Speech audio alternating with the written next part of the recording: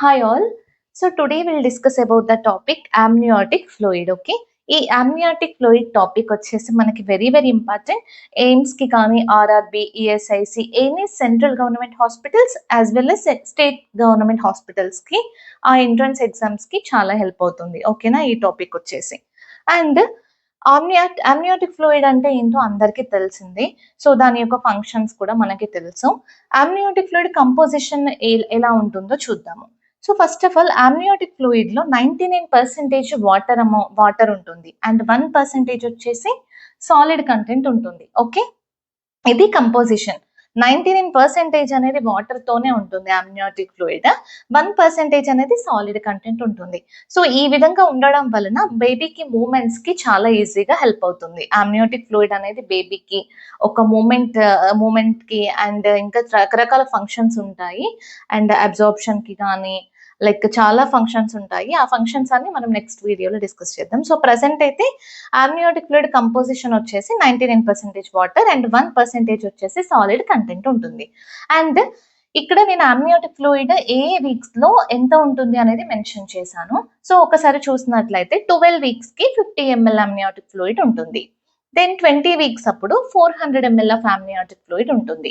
24 weeks అప్పుడు 600 ml of amniotic fluid ఉంటుంది. 28 weeks లో 800 ml, 34 to 36 వీక్స్ లో 1000 ml. సో టర్మ్కి వచ్చేసరికి 600 నుంచి 800 ml ఆఫ్ amniotic ఫ్లూయిడ్ అయితే ఉంటుంది. ఇక్కడ మీకు ఒక డౌట్ రావచ్చు, స్టార్టింగ్ నుంచి ఎండింగ్ వరకు కూడా పెరుగుకుంటూ వచ్చింది కదా, టర్మ్ అప్పుడు మాత్రం 600 to 800 ml ఉంది, ఏంటి డిక్రీజ్ అయింది ఏంటి అని చెప్పేసి. సో ఎప్పుడైనా సరే ప్రెగ్నెన్సీ స్టార్టింగ్ లో amniotic ఫ్లూయిడ్ ప్రోగ్రెస్ అనేది ఎక్కువగా ఉంటుంది. ప్రెగ్నెన్సీ ప్రోగ్రెస్ అవుతున్న కొద్దీ అంటే టర్మ్ వరకు వెళ్తున్న కొద్దీ amniotic ఫ్లూయిడ్ అనేది డిక్రీజ్ అవుతుంది. ఎండ్ లో థర్డ్ ట్రైమిస్టర్ లో డిక్రీజ్ అయిపోతుంది. ఎందుకంటే ప్లసెంటా అనేది amniotic ఫ్లూయిడ్ ని సెక్రేట్ చేయదు. అండ్ ఇంకా ఏంటి సమ్ అదర్ కండిషన్స్ కూడా ఉంటాయి, లైక్ ప్రీఎక్లాంషియా కానీ లేదంటే మెటర్నల్ డీహైడ్రేషన్, అలాంటి కండిషన్స్ లో amniotic ఫ్లూయిడ్ అనేది టర్మ్కి వచ్చే టైంకి తక్కువ అవుతుంది. సో ఇది వీక్ వైజ్ ఇక్కడ మెన్షన్ చేశాను, మీరు నోట్ చేసుకోండి. అండ్ amniotic ఫ్లూయిడ్ ఎక్కువైతే ఏమంటారు లేదా తక్కువైనప్పుడు ఏమంటారు, ఎంత ఉంటే తక్కువ అవుతుంది, ఎంత ఉంటే ఎక్కువ అని చెప్పేసి అంటారు చూద్దాం. సో amniotic ఫ్లూయిడ్ తక్కువ అంటే లెస్ దాన్ 200 ml, 200 ml కన్నా తక్కువగా ఉండడాన్ని ఆలిగోహైడ్రోమ్నియాస్ అంటారు. ఆలిగో అంటే డిక్రీజ్డ్ అని అర్థం, హైడ్రో అంటే వాటర్, amnios అంటే amniotic fluid. So amniotic fluid అనేది 200 ml కన్నా తక్కువగా ఉన్నప్పుడు దాన్ని ఆలిగోహైడ్రోమ్నియాస్ అంటారు. ఎక్కువగా ఉంది అనుకోండి, ఎంత ఎక్కువగా, మోర్ దాన్ 2000 ml ఉండాలి. సో 2000 ml కన్నా ఎక్కువగా ఉన్నప్పుడు దాన్ని పాలీహైడ్రోమ్నియాస్ అంటారు. పాలీ అంటే తెలుసు కదా, మోర్ అని అర్థం. సో ఎక్కువగా ఉన్నట్లయితే పాలీహైడ్రోమ్నియాస్ అని చెప్పేసి అంటారు.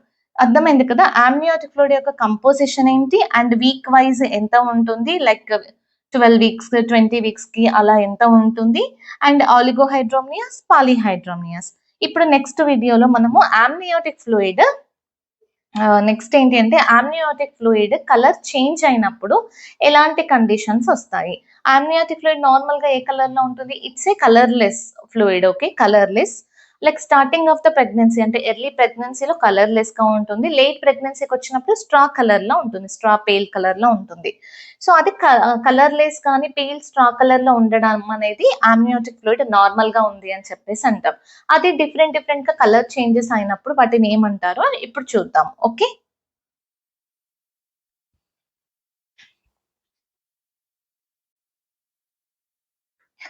సో ఇప్పుడైతే మనము amniotic ఫ్లూయిడ్ కలర్ గురించి, కలర్ చేంజెస్ అండ్ దాని యొక్క కండిషన్స్ గురించి చూద్దాము. ఓకే, amniotic ఫ్లూయిడ్ అనేది కలర్లెస్ గా లేదంటే స్ట్రా కలర్ లో ఉన్నట్లయితే అది నార్మల్ గా ఉన్నదని అర్థం.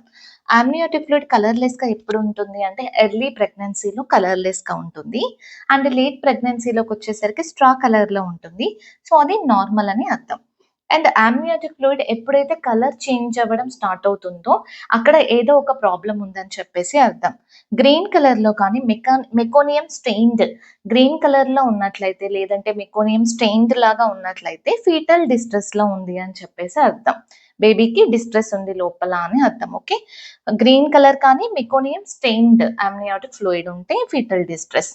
చాలా ఇంపార్టెంట్ క్వెషన్ అండి ఇది. చాలా సార్లు ఎగ్జామ్ పాయింట్‌లో అడగడం జరిగింది. And golden colour amniotic fluid. Amniotic fluid అనేది గోల్డెన్ కలర్‌లో ఉన్నట్లయితే RH ఇన్‌కంపాటిబిలిటీ అని చెప్పేసి అర్థం. ఓకే.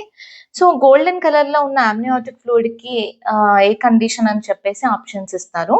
దానికి మీరేం పెట్టాలి? RH ఇన్‌కంపాటిబిలిటీ అని చెప్పేసి పెట్టాలి. ఓకే. దెన్ ఇక్కడ RH ఇన్‌కంపాటిబిలిటీ వచ్చింది కాబట్టి చెప్తున్నా. బ్లడ్ గ్రూపింగ్ గాని, బ్లడ్ గ్రూపింగ్, టైపింగ్ ఆ క్వెషన్స్ కూడా చూసుకోండి. అండ్ RH ఇన్‌కంపాటిబిలిటీ కూడా ఒకసారి చూసుకోండి.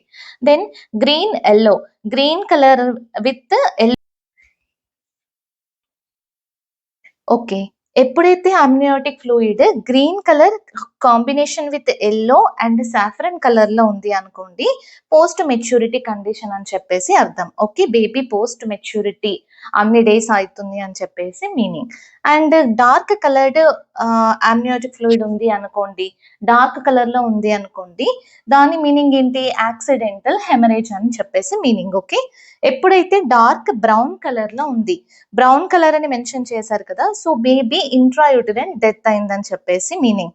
అంటే ఇక్కడ ఐయూడీ అంటే మీనింగ్ ఏంటి? Intrauterine death. Baby inside of the యూటరస్‌లో డెత్ అయ్యుంది కాబట్టి ఇక్కడ brown colour of amniotic fluid అనేది చేంజ్ అయింది. ఓకే. అమ్నియోటిక్ ఫ్లూయిడ్ కలర్‌లెస్‌గా ఉండేది బ్రౌన్ కలర్‌లా ఉంది అన్నప్పుడు అది ఐయూడీ అని చెప్పేసి మీనింగ్.